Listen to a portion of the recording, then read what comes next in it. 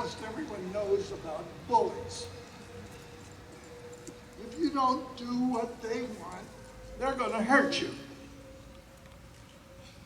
Veterans don't like bullies. Sometimes there are bad guys that have a whole country who are bullies. They decide that everyone in their country and some other countries has to do what they want. If you don't do what they want, they're going to hurt you. The veterans here, out here, they don't like war,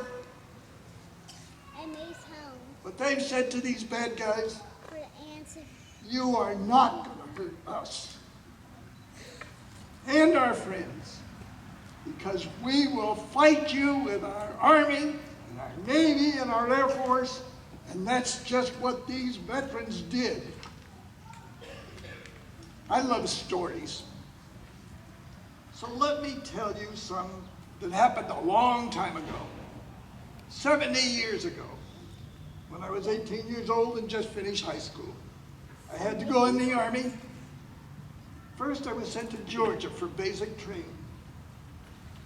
How proud I was that the sergeant chose me for a special assignment.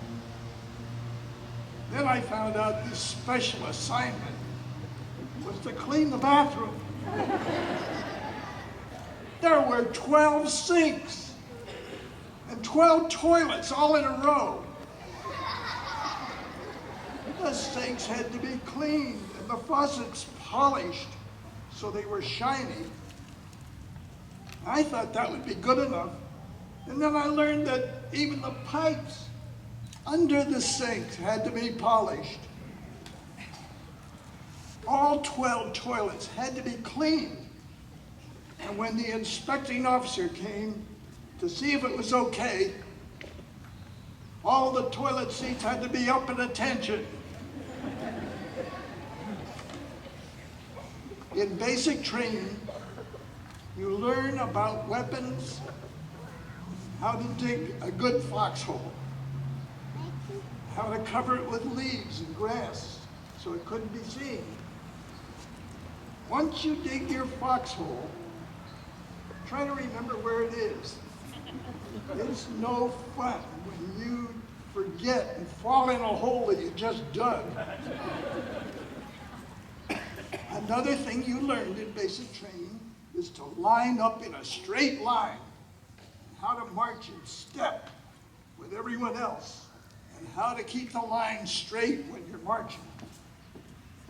As soon as we got really good at that, they took us in the woods to teach us how not to stand in a straight line and how to spread out all over the place. Sometimes, when we were in the woods, they brought supper out to us after it was dark.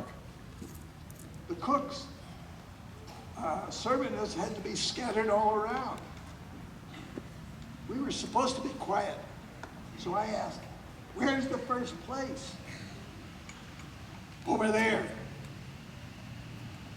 When I got to the first place, I held out my mess kit, which is like a big bowl. And I asked them what they were serving. It was so dark, I couldn't tell what they had. It was peaches. Well, I like peaches. So they put peaches in my mess kit. Where's the next place? It's over there. The next stop was potatoes and gravy. Plop, potatoes and gravy, right on top of my peaches. I was hungry, so I ate it. But I still don't like gravy on top of my peaches. After basic training, I was sent to an airborne training camp. Airborne units were to fly over the enemy and drop behind their lines. Part of the airborne units were paratroopers, and the rest of us were glider troops.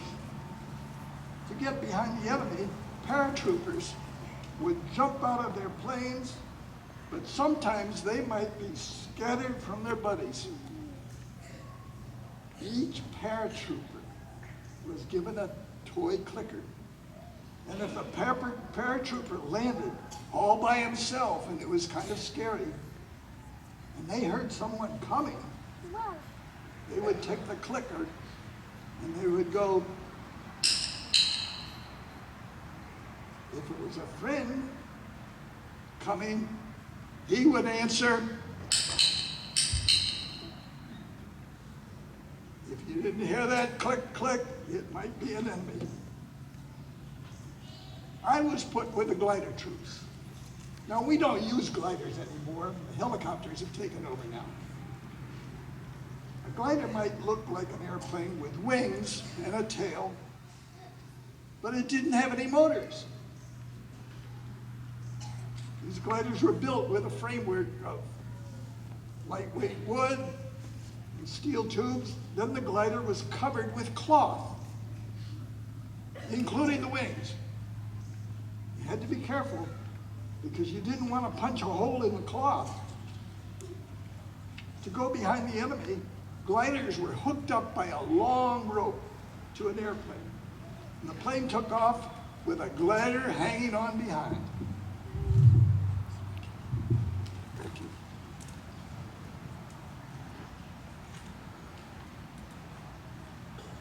And once the glider got near where the enemy was supposed to be, the glider pilot would unhook the glider from the towing plane. And the plane then could head for home. The glider would float on the wind, then start to come down. Then it got tricky because the glider pilot had to find a place to land. A nice field would be a good place, unless some other gliders got there first. It didn't matter though, because you had to land, even if it meant crashing into some trees or some other gliders. You didn't have any motor, so you couldn't go looking for some other place. People have asked me how many parachute jumps I made. The answer was none, because we were infantry and we didn't have parachutes. That was a little strange, because the glider pilots were in the Army Air Corps, and that was before the Air Force was formed. And the Air Corps made the glider pilots wear their parachutes whenever they flew. Sometimes they would tease us, because they had chutes and we didn't. The pilot would say, maybe I could use my parachute and jump out and just say goodbye to some of you guys. But he was told, there are 11 men between you and the door. Do you think you could get past us and make it? Each one of the veterans you are honoring today has a story to tell. There's some things they may not want to talk about, but maybe they might be willing to tell you about some of the unusual things that happened. I especially like stories about some of the things that were a little different. When I went into the Army, I had a handkerchief to blow my nose. When I pulled it out, I was told that was no good. When everybody else, everything on the ground was brown or green, nobody wanted to see somebody pulling out something white. So the Army gave me this green handkerchief.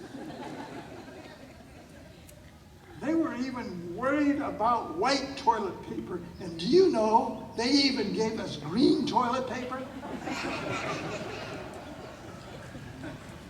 When we were in another country, English, the Army gave us phrase books, which might help if we needed something. I have here a phrase book from France. Not knowing the language can be difficult. Sometimes this book would help, sometimes it didn't. When I was in France, I would meet a pretty girl. I thought I'd like to get to know her. I pulled out my book. The that didn't do me much good. She didn't want to talk to me when all I knew how to say in French was, "Which way to the railroad station?" After World War II, I went off to college.